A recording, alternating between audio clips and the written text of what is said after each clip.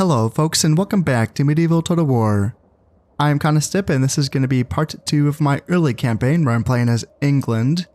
And before I get started, I just want to address the reception for that that part 1 of this campaign. My goodness, that is exciting. There's a lot of folks that seem like they're, really excited to see this campaign, as excited to watch this as I am to play it. So that's always fun. To my returning viewers, yeah, it's always good to see the gang get back together. And it's always fun as well to see new folks show up as well, because I know that amongst, the new folks that are popping in, sure, I know not everyone's going to stick around, but there's always, there's going to be a couple of y'all that I reckon will. And that's always exciting to get a chance to, form these these relationships with folks that are very excited about this game. So that was quite the turnout. I mean, that was more views for video in a few days than I had ever had before. So that was cool, and thank you all for that. That was really fun. The comments as well, the interaction on the channel, that was really fun. So I'm excited to get back into this campaign here. If you missed part 1, it was mostly just me talking, so there wasn't a lot of action in that one. I went through one turn and I conquered Flanders off of the French. They did not fight me for it. Now, here's the thing. In all of my practice runs for this opening, I have never seen the French invade, like they should invade, right?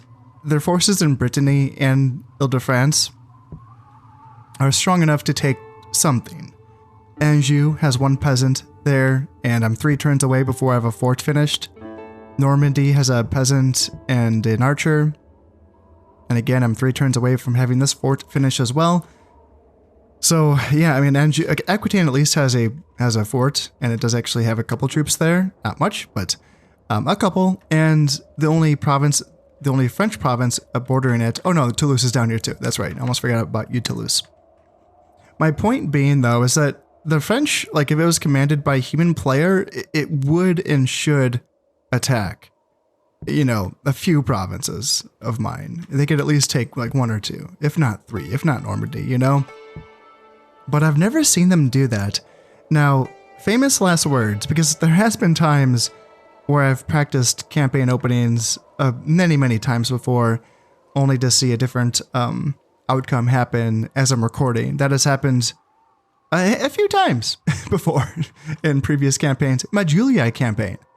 I had practiced that opening quite a few times, and I was excited to show some cool opening moves, and no, it didn't work. it did not happen. It wasn't that cool, but it was just, it was something that I had seen happen every time, and it did not happen the time that I was recording for YouTube. So that's just how it goes. Watch me in this campaign, watch the French invade like the next turn. But fingers crossed they're not. Otherwise I wouldn't have employed this strategy.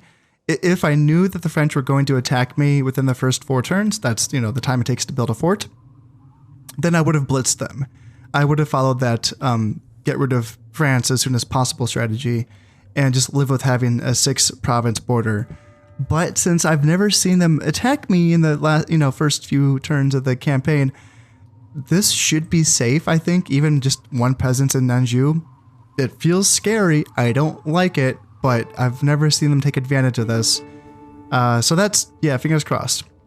Now, I did do the math before I started recording, and I've determined that I do have enough money to bribe the rebels here in Wales. Yeah, the 3 longbowmen and then the 1 spearman are going to be nice to have. And it's going to cost 30 to 40 to bribe them. And that is going to leave me with enough money to build a fort here in Flanders. I can build a border fort. This is the 2nd tier to the watchtower. So the watchtower gives a 10% to the loyalty of the province, in addition to the ability to spy on neighboring provinces. Like we can see the French army here in Toulouse has an archer, a ballista, and a spearman. We can see the Aragonese having their King Sancho I, archers, 2 more archers and 2 urban militia, the Navarrese rebels, a spearman, 2 peasants. And what about Brittany as well? Yeah, archer, then this 5-star Giga Chad, Count of Brittany, Lord of Boulogne, Yeah, 5 stars. Urban militia, so it's a shitty unit, but yeah, 5 stars is a good. He's tough. And yeah, so that's what we can spy on with that. We can't spy on any neighboring provinces with Wessex because we just have it's our own territories. Well, we can't spy on Wales, but our emissary is there spying as well. But yeah, getting the border fort going, that's going to be an additional 5% to the provincial loyalty, as well as that gives us the ability to catch opposing spies and assassins. Now, that's not that vital at this stage of the campaign, but I do like having that additional loyalty in my provinces. Just because the higher the loyalty, the more I can pump those taxes up and yeah, make some good money. Loyalty, like provincial loyalty in this game, typically don't, it's not that hard to manage. You do want to aim for 120%. We're going to be okay here in Flanders, I think, with 106. But 120 is like the number. Once factions start getting killed and they start disappearing, they can reemerge if they own one of their provinces, that dead faction. If in one of their previously owned provinces, the loyalty drops beneath 120%, not 100%, but 120%, there's a chance of there being a faction reemergence. There are more factors that go into that. It's not just that, but I can talk more about that later. I don't want to get stuck on that one. For now, though, all the factions are still alive. There's no reason for me to worry about 106%. That should be fine. Let's make a bit of money off of Flanders, shall we? And we still have enough money. Again, for those of you who are new to this, if you'll see like down in my money counter right here, that's the amount of money that I have. And as you can see, as I'm spending money, it's not being subtracted from that. That doesn't get subtracted to the end of the turn, which can be hard to know exactly how much you're spending, especially for someone like me who basically just has to count on his fingers. Luckily for you, I do edit that all out. In this case, I counted on my fingers before I started recording, so you're welcome. You don't have to just listen to me figure math out. I will make sure that that's not something that you have to listen to me do. It's embarrassing, but you know, I keep it to myself. With that being said, I should be able to afford this hobbler here in Aquitaine, and yeah, the fort in Flanders, an archery unit at a discounted price, mind you, here in Wessex, and then yeah, the 2 border forts here in Wessex and Aquitaine, as well as hiring those rebels in Wales. That should be doable. So let's make sure I can just, you know, bump up the taxes at all, or are they all going to stay the same? Might all stay the same. Yeah, why not? And I can move down this unit of archers to Wessex. Then the only question is, see, like, okay, so they just got moved to Flanders from Wessex, got it. And then I moved an archer back from Flanders to Normandy at the end of the last turn. Okay.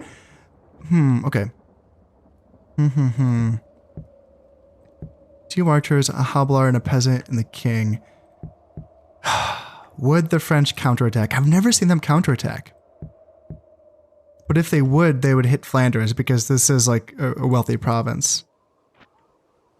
Also, we can see what their goals are, and we can kind of get a taste of like what they want to make sure they hold on to. And yeah, Flanders, they'd be scoring 2 points for Flanders. Like that's a pretty prime objective for them. Whereas none of my provinces are, like Normandy, Anjou, and Aquitaine do not show up on that. I don't think. Their other homelands that they do not own are Edessa, Antioch, and Palestine. And that's really confusing because those are in the Middle East. Those are Crusade objective provinces, and they're counted as our homelands, which are impossible to take. Like they can't. It's weird for the French because the French are missing out on homelands objectives, even though it's impossible to take. The first counting period is in 1100, and you can't get there by the year. You can't get there in 13 turns as the French. Is what I'm trying to say. You can't get there in 13 turns as anyone. Like it's just impossible. That's not even like launching a crusade. That's just even there's any way. There's no way of getting there. So yeah, I wonder what's the fastest way for a French player to get their homelands objectives of Edessa, Antioch, and Palestine. Like what's the fastest rush that you can do? the reward isn't that great. You're just getting 1 point per province, but you are getting the crusade points as well of, 3 for Antioch, 1 for Edessa, and then 1,000,000 for Palestine. So yeah, that's, it's good to get there, but I wonder what's the earliest that the French player can get there. Oh, and in addition to that, they have that Crack de Chevalier one, which is to get a Citadel Tripoli. So in addition to their homelands of like these, which is Tripoli is not one of them, right? But then they're going to want to probably prioritize the Crack de Chevalier because Tripoli, like you have to get there and then you have to build a Citadel, which is a 4th tier defensive structure, which is, it takes a long time to build that. So yeah, as a French player, you might want to rush Tripoli and then go from there. I don't know. I'm excited to play the French someday. That's going to be really fun because I wonder, what's the fastest you can kind of achieve those things? Because the Crusade objectives have to be achieved before the year 1204. That's a cutoff. Yeah, you have until the year 1204 to accomplish your Crusade objectives. Yeah, that's interesting. That's fun. Anyway, back to me. Back to the English. I don't think they're going to attack. I have this Princess Elizabeth. She's going to be talking to the Germans soon. This princess is going to be talking to the Aragonese queen and offer an alliance. And yeah, you are going to be bribing that army. Ooh, Mercy is not too happy. Let's lower that because I moved that archer down to here. And then do I want to leave this archer here in Normandy or I want to move this archer back to Flanders? Gosh, you guys better not invade Normandy or Anjou. You better not. I'm just counting on them prioritizing Flanders because Flanders is one of their glorious achievements objectives. I'm just like, now that I'm recording this, I'm like, oh, they're gonna fuck with me, like, god damn it. Anyway, all right. I dropped lots of saves in this game because it's a little unstable sometimes. Not as unstable as original Rome Total War. That's like super unstable compared to this. But yeah, I do drop saves before I end the turn. Fingers crossed. Come on. Don't invade me. Don't invade me. All right, sweet. And, oh, interesting. So the rebels actually did not allow themselves to get bribed. Interesting. They usually do. That's very rare. I've maybe seen this like once. I don't know. That's rare. They usually allow themselves to get bribed.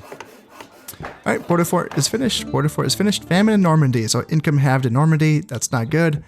At this stage of the campaign, I need all of the money that I can get.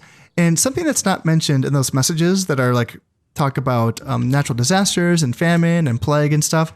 They will say income halved, but they will never mention that there's the loyalty hit to the province. This is from that, like it took me a while to kind of figure that out because I was like, yeah, I feel like there's something there, but it's not explicitly said. So you don't know it's true. Yeah. This is from the famine. So just got to lower those taxes.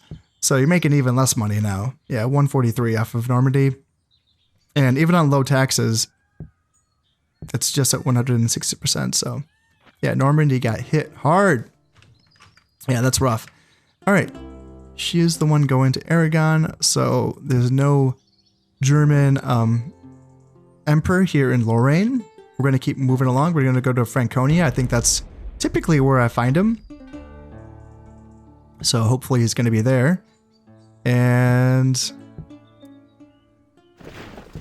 let's keep training some dudes. So we got enough money. Let's go in for a round 2 here.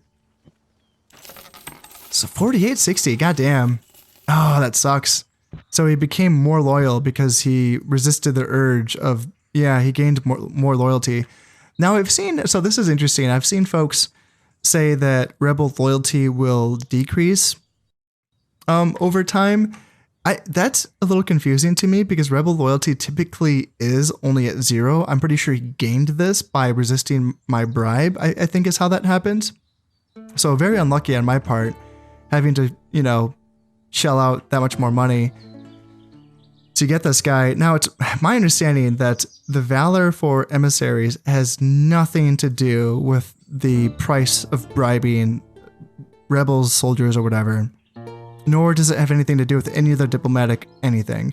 It's my understanding that the valor and the experience for emissaries in a Shogun 1, Medieval 1, and even Rome 1, it's just the chances of them surviving assassination attempts. That's it.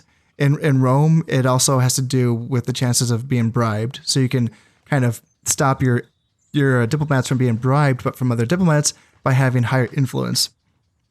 And in Rome, that's actually important because you can embed diplomats with armies and try to have them not be bribed by, going off of the diplomat's influence.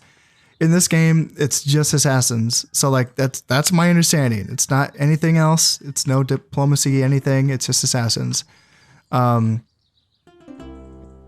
Yeah, so I gotta do it. I mean, I want it. I want Wales. I want those longbowmen. That's a good power increase to get those guys. But that's most of my money, so that sucks. That does suck. I don't know. 5,095. 4860. Oh god, that hurts. Oh, that hurts so much. That leaves me with like not a lot of money. So I can train up like one more unit of hobblers or one more unit of archers, but I can't do both. And I can't build anything else. And he might resist the bribe again, who knows? I wonder if that number is going to keep on increasing. Oh, that hurts. Damn.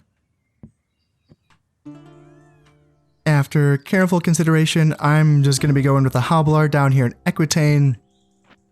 Try to even out the numbers, because if I can get those longbowmen, that's going to be a power increase to my northern forces, but my southern forces are still pretty weak here. So let's get those horses out. Let's check my taxes again. Yeah, Normandy is going to stay low. Flanders can go high, so that's nice. That's a nice little boost there for Flanders. And nope, has to keep Mercia at high, and Northumbria is going to stay very high. Nice. All right, fingers crossed. I really want that. I really want that, and I also want to free up this emissary. I don't want him just hanging out here in Wales forever. That'd be an awful life. I've never been to Wales. I'm just kidding. I'm just kidding. Let's drop a save. Come on. Bribe him. Get him. Come on. All right, the Germans are the strongest militarily. Okay. And yeah, okay, thank God. The bribe was accepted. Perfect. So he will be joining my forces. And Prince William has come of age. He is now my only heir. And a true cross has been found. Truly, this is a remarkable event, as a piece of the true cross on which our Lord redeemed the world has come into possession of the Paris Cathedral. It is now in a place of honor and has made this a place of holy pilgrimage. Catholic zeal has been increased across the whole of France. Now, it's never been explained that, like, what's France? What is France? And this is for a lot of events. Well, let's say like all of Egypt or all of, like, there's a province of Egypt, but like, all right, I guess Egypt's more common sense because, yeah, there's just a province called Egypt. But like in this, for like, yeah, France, is it just the French territories that they hold? What about my territories of, modern day France? Or what happens like later on in the game when you've taken new territories that aren't, France? Are those French? Is that France? Like once you've conquered Germany, does that count for these types of messages where Catholic zeal has been increased? Or is it just like France, the France that we all know? It's not explained. I don't know. Let me look at my zeal, and actually I can compare my zeal in my 4 French territories to my English territories, and I will see if I can find a difference there. Prince William, what does he have? Weak principles, minus 20% of bribery cost. That doesn't matter because you can't bribe family members, so that doesn't matter. And I feel like bribery isn't a big thing. I feel like the AI doesn't really bribe very often in this game. I don't think I've ever seen it happen. Not to my forces. Oh, no. They've definitely bribed other forces. Yes, I've seen them bribe rebels and other factions, but not me. I wonder what's that about? I don't know. Yeah, I've never seen it happen to me. Interesting. Okay. Let's not jinx that. Natural leader. This is a good one. It's pretty common for a lot of leaders. +2 morale and +1 loyalty. And that morale is for all of the men that he leads. So it's not just for his unit himself. That's +2 morale for his entire army. So it's a really good one. And let's take a peek at what kind of man he is. 2 stars, nothing too crazy. 3 dread, 1 piety, 3 acumen. So this is going to be my next king when my current king dies. And he is 32. So he's going to be around for a long time. And the influence of him is directly, that has to do, like that 4 influence has to do with the average stats of him. But he's loyal, and loyal is good. And you know what? They're average stats. They're not bad. You know, I've seen way worse. And he's loyal. That's important. He can be a competent leader, a military leader. The 3 acumen is okay as well.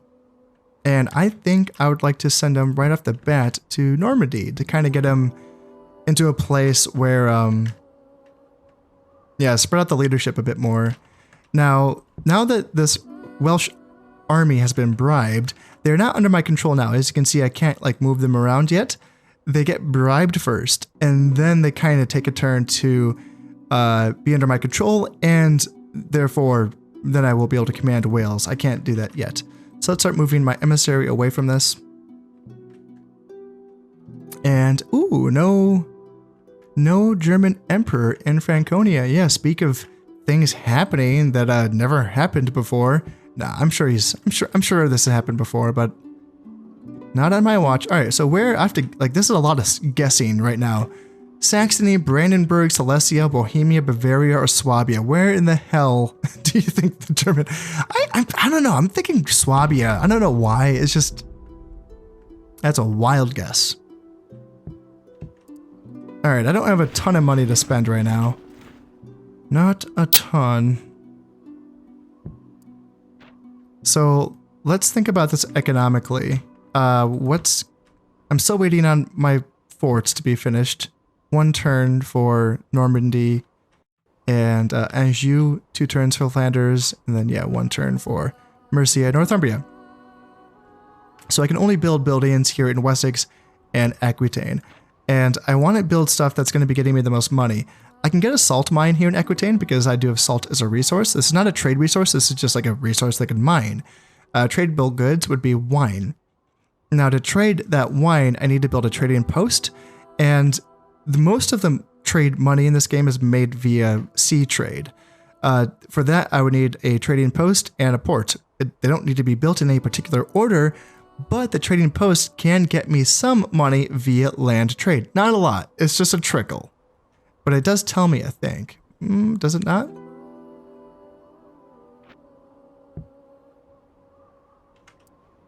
But that, doesn't, I'm trying to, okay, let me think.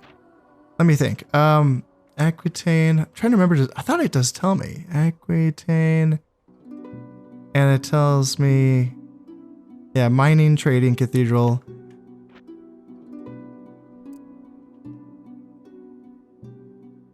Yeah, it doesn't say it in there, does it? Okay. Okay, so I'm not going to know how much money I make off of trade, land trade, until I actually build the building. Takes 2 turns, 800 florins. And I would always build that before the port, just so that, I mean, the port takes 4 turns and 750 florins. I would always build this first, just so I can get a little trickle of money. With the salt mine, it will tell me. It would tell me I'm going to make 26 florins per year off of a 250 florin salt mine. So it's a pretty small yield, honestly. Like, yeah, I'll take it, but man, it's kind of small. And then for the 40% farm upgrade, I'd be getting 418. Now that's not an additional 418. That's 418 in addition, like on top of what I have here. So that's a 58 florin increase. So that's better than the salt mine, but is it better than the trading post? It probably is, honestly. What about Wessex? So Wessex has wool, and I don't know off the top of my head what resource is more valuable, wool or wine. I would assume wine.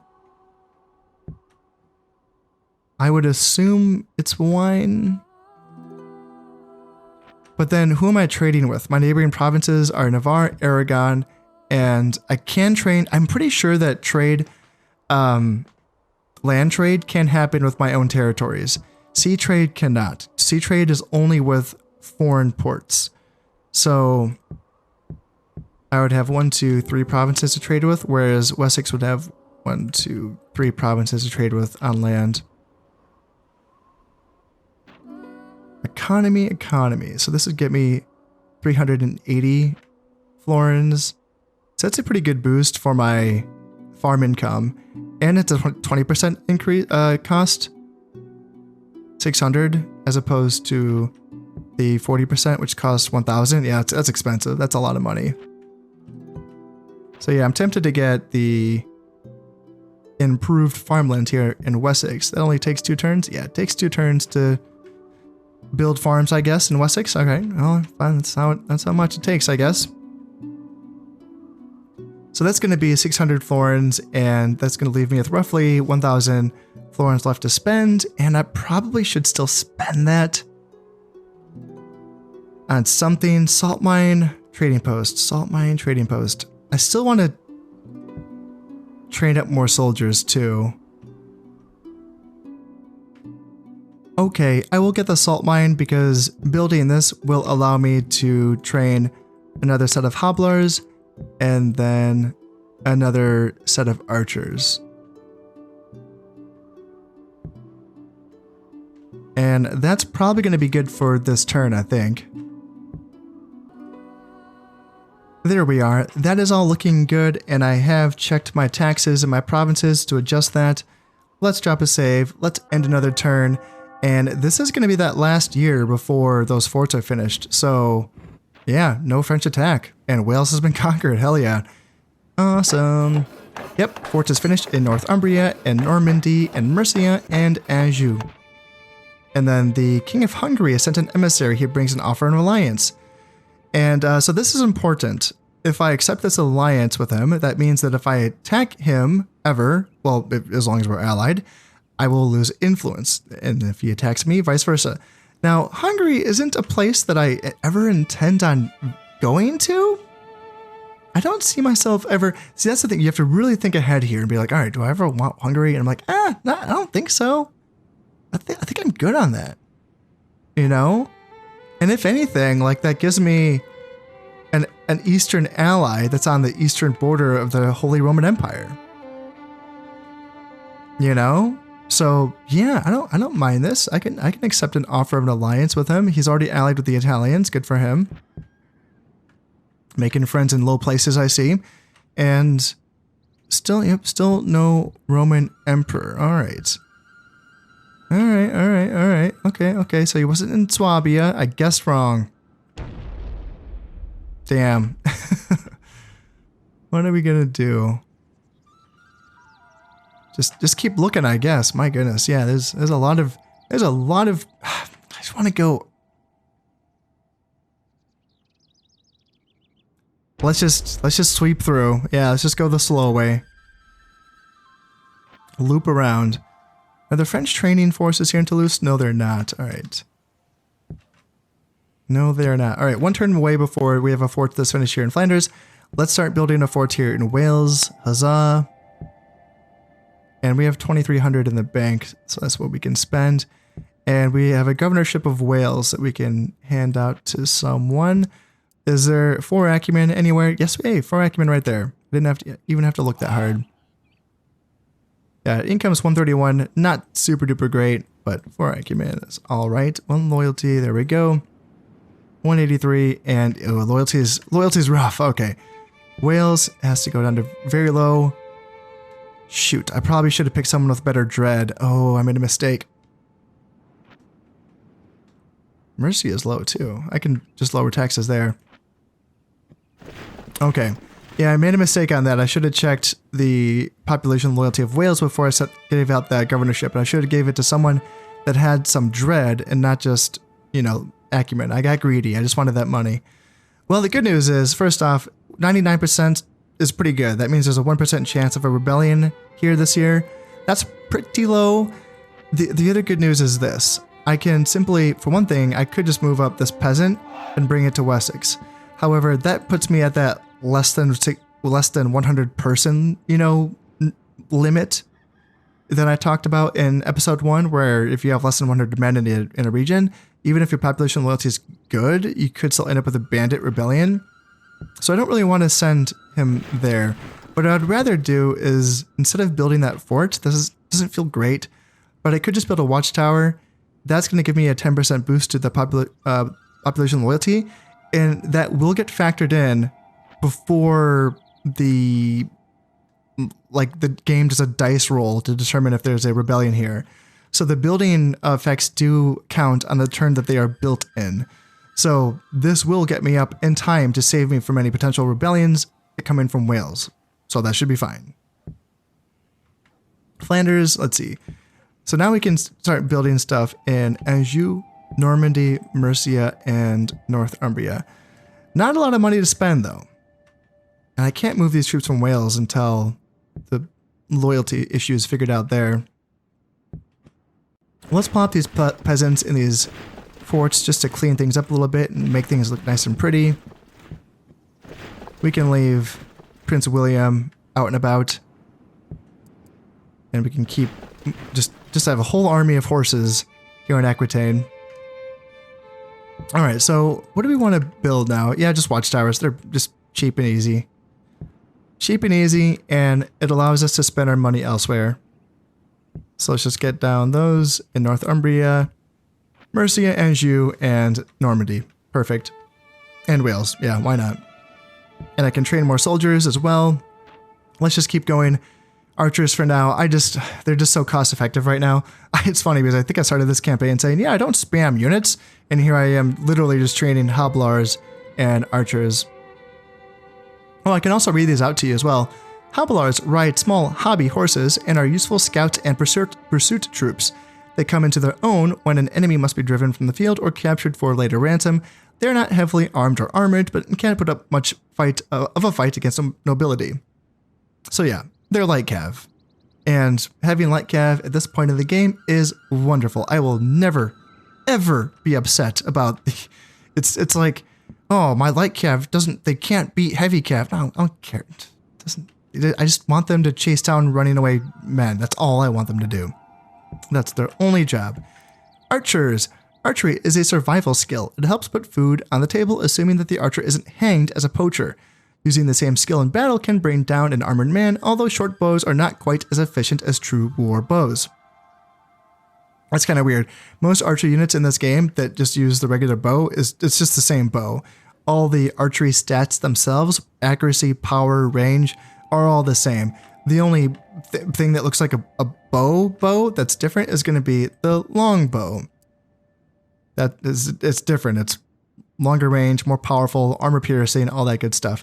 Then of course there's crossbows and arbalesters, but I'm just talking about, bows that look like that. All the other archer units that are like special and unique and cool, they all just have the same archery stats, which is disappointing. That's too bad. That's an improvement in Rome. The fact that Rome has like better archer stats for different archers, that's a cool thing.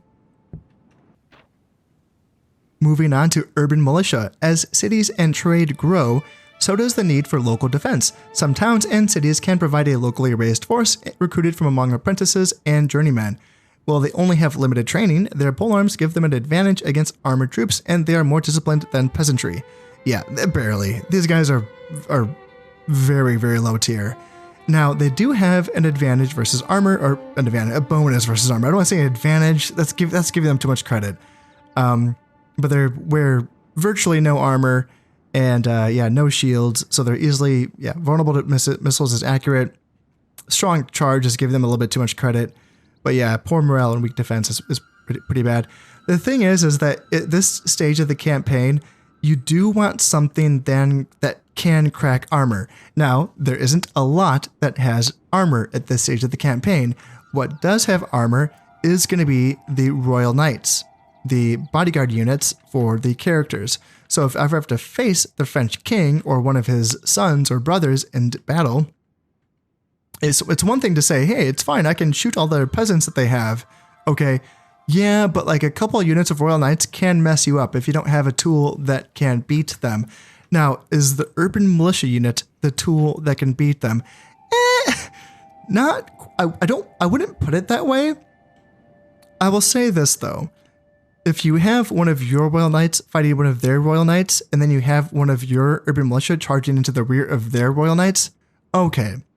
That's a fight where that urban militia can hit above their weight, and they can chop down some Royal Knights.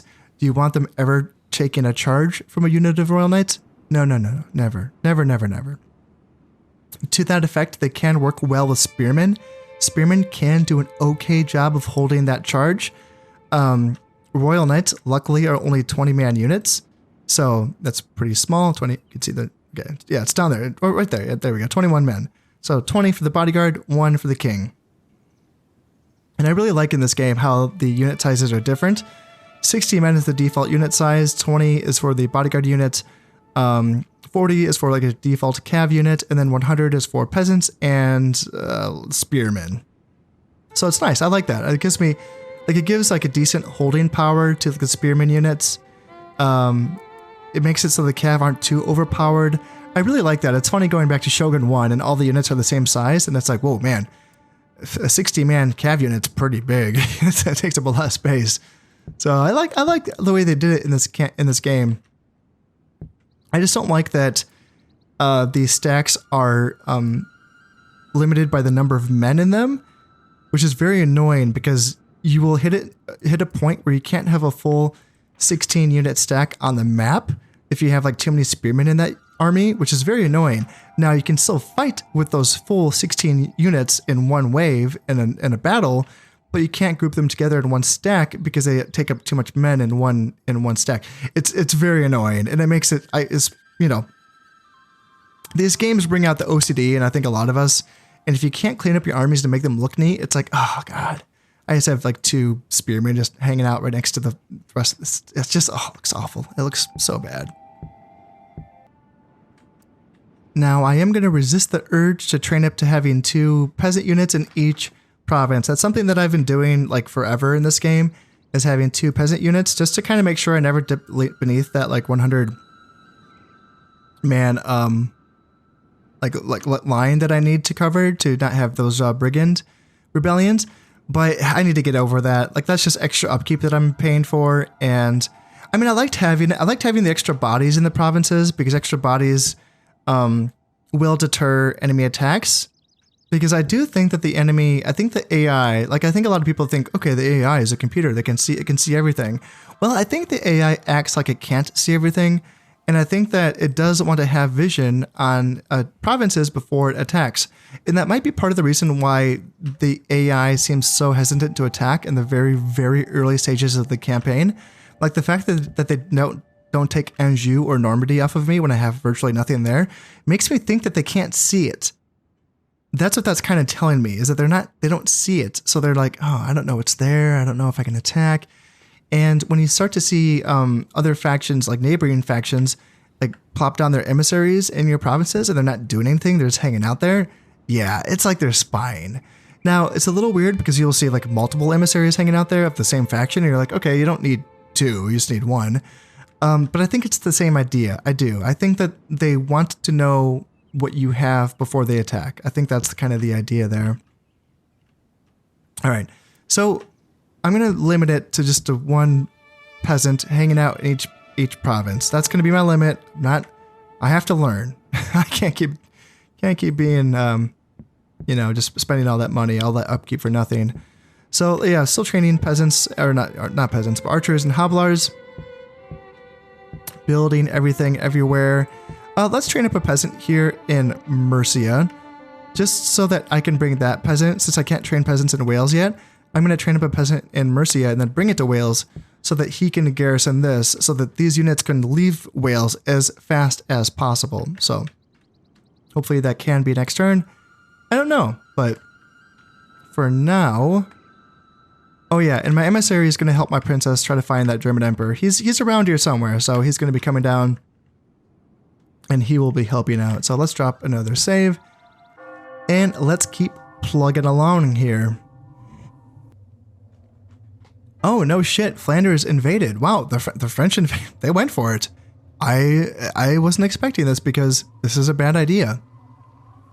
They have a 3-star king, King Philippe I.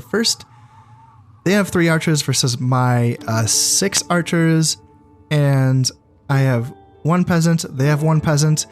They have 2 royal knights. I have 2 royal knights. Ooh, one of my... Oh, okay, so one of my sons... My second son came of age just in time. That's hilarious because they didn't know that. He wasn't here before. This 5-star general That's my second son. He just showed up, Prince Alfred. Yeah, he just came of age. And they had no vision on that, so they must have thought their 2 royal knights might have had a chance against me, which might have been true. Oh, yeah. And I have these Hobilars as well. That can help out. They do have a ballista, but it's a pretty useless artillery piece. It's not accurate. It can't pierce multiple men, so each bolt only takes out 1 person at a time. And it's so inaccurate. It like never hits. So, yeah. Let's fight this one personally. Now, I don't think they're going to go through with this. I think they're going to see my army and think like, oh shit, we made a mistake. We have to back out. The thing is, though, is that they can gain poor traits by retreating. Now, very flat. Flanders is flat. We have some forest, though. And cavalry takes a mighty disadvantage in the forest. So I'm thinking, the thing is, see, it's tempting. Their most powerful units is their cavalry. So it's very tempting to hide in the forest and kind of have a forest battle. The thing is that I also have the nice cavalry and I have a cav advantage, a slight one. I won't say the Hobilars are super crazy good. But yeah, I might want to take an open battle fight. Also, the archers, you know, the woods will block the arrows, so they won't be that effective in the fight as well.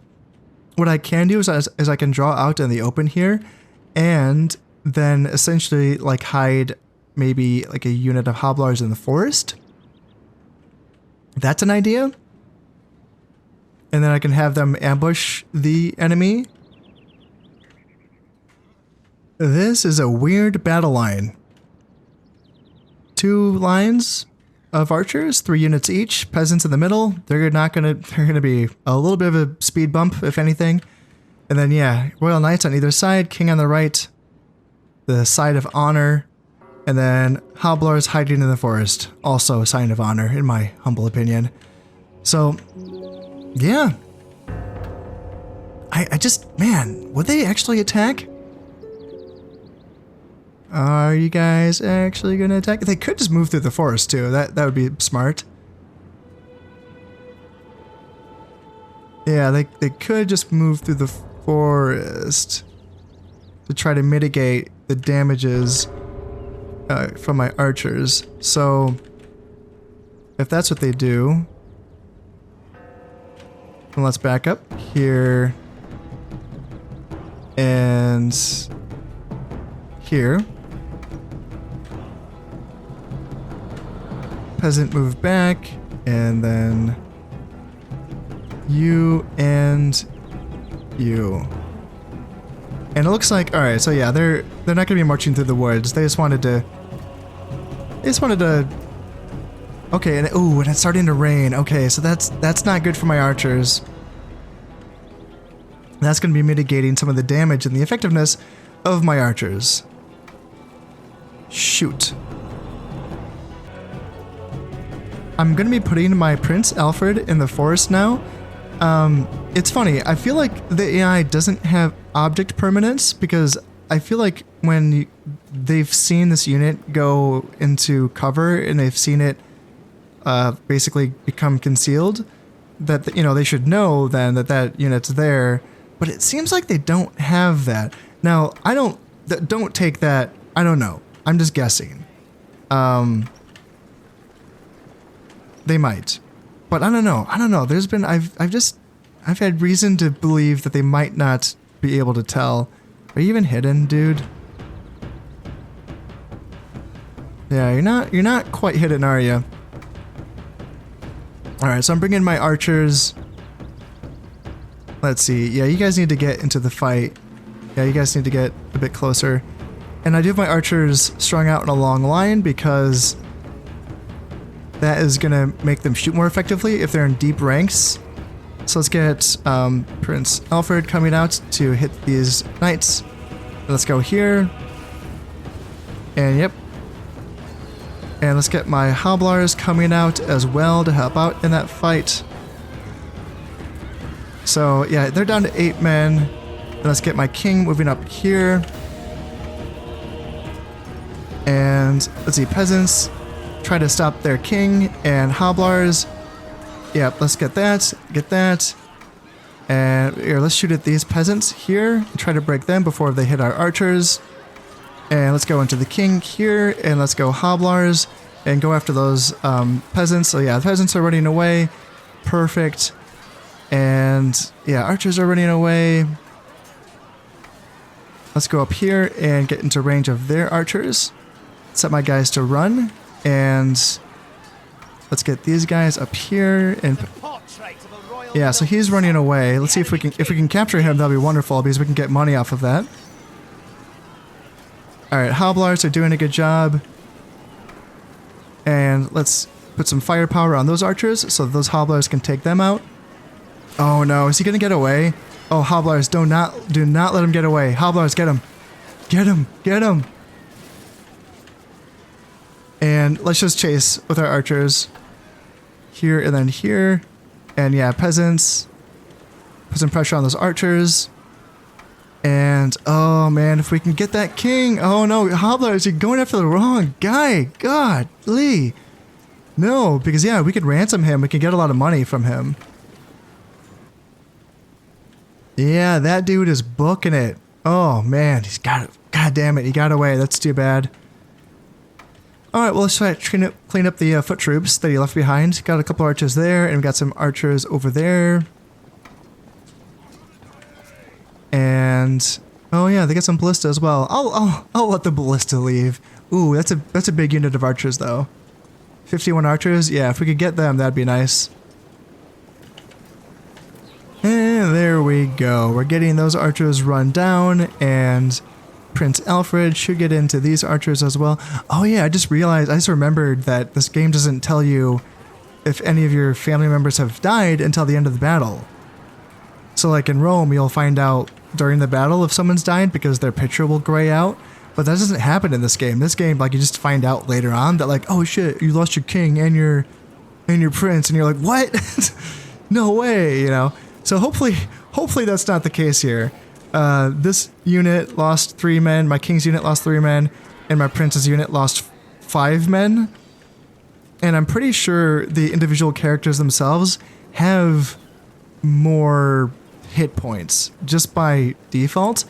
There are traits that give them even more hit points, but I'm pretty sure by default these characters are already getting like quite a few additional hit points. So yeah, that went well. King William II has gained 1 point of valor. That is going to be increasing his stats. And then 1 point of valor for the hobblars. That's awesome. And then Prince Alfred as well got 1 point of valor. So that's awesome. Yeah. Yeah, that was alright. Would have been nice to get the French king. Yep, ransom received. So that's for the 147 men that I captured. I did raise 408 florins. Would have been way more if I did catch the French king. The Germans are now the richest. Good for them. And an heir matures. Oh yeah, Prince Alfred. Yep, I've already met you. And yeah, so he is... And yeah, and he's a 5-star general as well. Yeah, good stuff. The fort in Flanders is now finished, and the improved farmland here in Wessex is finished as well. Watchtowers finished here in Wales and Northumbria and Normandy and Mercia. Salt mine finished in Aquitaine. Watchtowers in Anjou. Wow. And yes, the Aragonese have accepted my offer of an alliance, and that did not even cost me my princess because they didn't have any marriageable sons. So they just took the alliance, which is awesome. Yeah, they are pleased that reason has triumphed over war and that diplomacy has succeeded. Long may it last. Yeah, nice. And my ruler's wife has given birth to a son. Awesome. Yeah, Prince Alfred. So secret perversion. This means that he's going to be losing piety once this becomes known. So currently this is a secret, so his preference is for young boys rather than young women.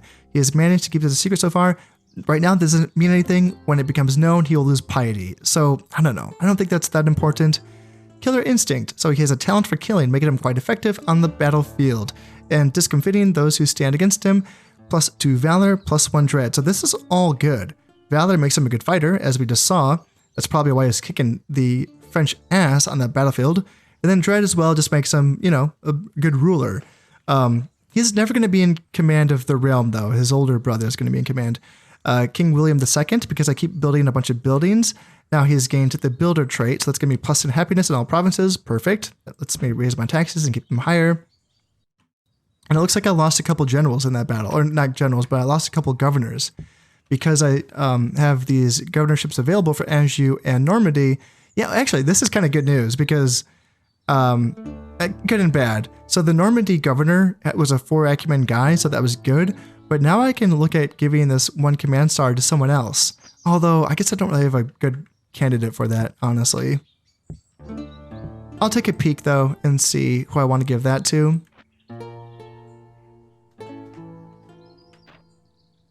Oh, and Aquitaine too. Yeah, jeez, I lost 3 governors in that battle.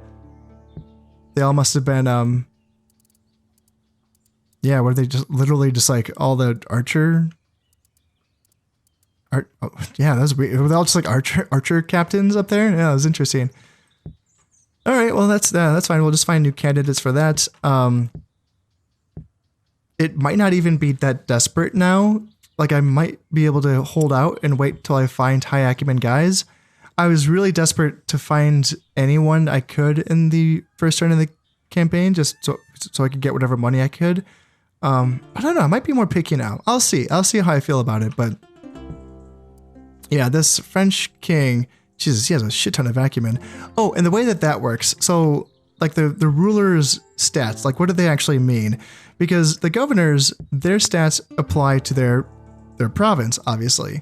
So if we look here, this man is the Earl of Mercia. So his stats, his acumen, his dread, his piety, this is all going to apply to Mercia's loyalty and the amount of money that they make. But what about the ruler? What about his, his acumen and his dread and piety? Well, it's a percentage, and I can't remember exactly what that percentage is. It's broken down to where it applies a little bit to each of the provinces under his control. And yeah, I can't remember what the percent. It's a small number. It's small, right? Yeah, it still matters. I think high acumen rulers are going to give you more money, and more dread is going to make people easier to rule. Yeah, pretty simple stuff. So yeah, still can't find that German emperor. So let's just keep moseying about. And we have the emissary on the job as well, so he can. So we know he's not in Lorraine or Friesland. I want to check out Franconia again and see if he's there. Oh yeah, and we can send this princess. She can go talk to the Spanish, because the Spanish are probably going to be owning Navarre pretty soon, which will make them our neighbors soon. So yeah, if we can go talk to the Spanish, that would be wonderful. And now can I have these men leave Wales? Wow, even with 0 men in there on very low taxes, is 88%. That's not bad. Plop down this peasant unit up to 191 on high taxes. Or no, that's Wales. But yeah, very low taxes, 104. And we can improve that even more by building a border fort there. And yeah, we can get these longbowmen and these spearmen moving down on their way to Flanders. That'll be wonderful as well. Yep, move these guys down. And what I can do now is, let's see. So the rulers, so like the king's bodyguard unit is always going to automatically replenish, but the other like prince's bodyguard units have to be replenished manually. Now, unfortunately, I don't have that building that allows me to replenish those units. That's going to be a tier 2 building. That's going to be the upgrade to the royal palace. So I need to have a keep first before I can do that. So unfortunately, Prince Alfred is going to be stuck with a 13-man bodyguard for a little while, I suppose.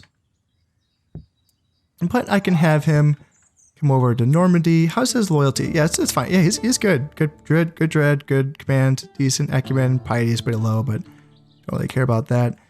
Prince William can come down to Anjou. And yeah, we'll have to retrain him when we get a chance. But these other units, like I can bring up this archer. And I can bring him to Wessex to retrain that unit. And then these hobblars, I can start bringing them down to Aquitaine to have them retrained as well. And this peasant unit can be retrained right here. I can plop them in here and retrain them. And that'll be good there for Flanders. Well, this is easy. We found a Perkin Sveinford with 4 acumen down here in Aquitaine. So let's just give him the governorship of Aquitaine. Why not? He's going to be hanging out here anyway. Let's give it to him. Would we be so lucky here in Anjou? Any acumen that's looking okay? No. Not you. Not you. Come on. There's got to be some decent acumen around here. 3. Okay, 4 acumen. So let's just give it to you.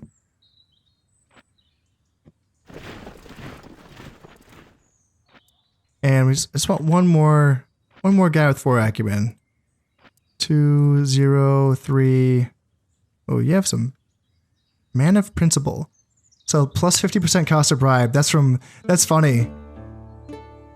That's funny. He gained man of principle for saying no to my initial bribe, which gave him 50% to cost to increase to the cost of their bribe, and then weak principles, so minus 20% to cost bribery cost. Yeah, after he had been bribed. So that's kind of funny.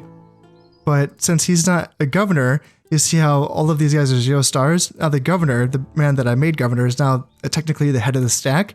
So I don't have to worry about him ever being bribed because he's not in charge of this stack right now. There's a 4 acumen guy. Perfect. Yeah, I'll make you the... I don't want to give 1-star command as... I want to give that to someone who's an actual general, but I'll do that later. For now, I just want to make some money. And let's keep building up. I can get these border forts, should I say, in Mercia and Northumbria. Flanders can do a watchtower. Border fort, border fort. Alright, that's looking good. And we have a bit of money to spend, a little chunk at least, 3,400. And those border forts are really cheap. So, what that means is we can probably look at getting... Do we want to get trading posts now here in Aquitaine and Wessex? That's tempting. I think I can afford them, so let's go ahead and get them here. Wessex and Aquitaine, get those trading posts. And then, yeah, let's keep training up Hoblars and Archers. Taxes are now all looking set, and I am ready to end this turn here. Don't think I'll be playing too much longer for this episode, but I just want to see, just want to end this other turn, you know, I got that addiction in me. That addicting gameplay loop. I want to see what happens next. Awesome, so the Pope has granted me 1,000 florins for being a good Christian. Aww, he does care. Well, that's perfect. Border fort is finished here in Wales, in Northumbria, in Normandy, in Mercia. Watchtower is finished here in Flanders. Border fort's finished in Anjou. King William II's great builder. Awesome. So that's plus 10 happiness. He already had that from the original builder trait, but then plus 1 loyalty to all generals. Perfect. We love to see that. And then Harry Talbot. Who are you? So he's not necessarily important. People get traits if they are the head of their stack, even if they don't have like a star or anything like that. If you're just the head of your stack, then you can get traits, potentially. Now, he's probably someone who just got trained up. He's probably the archer unit that just got trained. And he is not a governor. If he was a governor, it would say, it says governor, I think, for the Christians, I think. Charitable is good. Plus 10 happiness would be good if he was a governor, but he is not one. Let me double check here. Earl. So it'd be, no, Lord. Lord is what it would say. So when I look at the traits, I'm looking for things that say Lord, or what I'll do is I'll look at the traits and I'll, if it hones in on one that has stars on him, he's a competent general, right? The rest of them I can kind of skip through because I don't need to know, like him, the fact that he's charitable doesn't matter because 1 dread, 0 acumen, 2 piety, who cares? Sorry, Harry Talbot, but the fact that you're charitable doesn't really impress me enough to make you ever in charge of anything. Now, let's go ahead and bring down these longbowmen and these spearmen to Flanders. And now with that, I feel comfortable enough to go ahead and send some of these archers to places that aren't Flanders. You know, because I think we just kicked the shit out of the French, and now we even have better units. So how about that? Yeah. And yeah, we can send some more archers as well. And we can retrain these archers here before sending them down.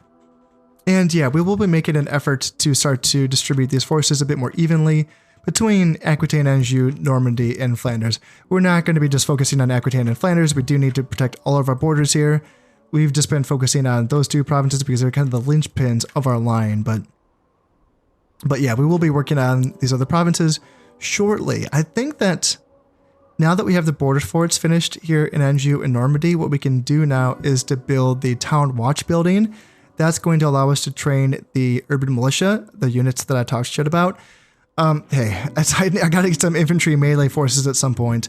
Sure, I can get some spearmen soon enough, but for now, getting some town militia out, in addition to my archers and my hobilars, that'll be a nice, even, well-rounded force for my early game armies, just to check any potential aggression from my Christian neighbors. The fact that I haven't been able to find the German Empire is kind of stressful because, yeah, I would like to have had that alliance. Ooh, there's an emissary.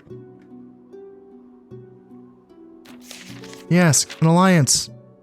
That's a nice thing about this game, is that you don't need to find the Emperor himself. You can just find, you know, an emissary. And yes, that's perfect. Awesome. And in fact, should I ask her too? Yeah, just because she might find him before the emissary finds him, depending on where he moves. So, yeah, definitely want to get that alliance with the Germans just to have that protected so that we can just focus on the French. I want to build up, you know, take my time, but then, yeah, smash Brittany when I get the chance. They haven't trained any more units here. They haven't built any. Well, okay, they got an inn, but I think they start the game with that inn, actually. And that allows them to train mercenaries if they wanted to do that. But yeah, you know what? That is all going to have to wait until next time. As always, I hope you have enjoyed this one, and thank you very much for watching. This has been Conasip playing Medieval Total War. Thank you very much, and goodbye.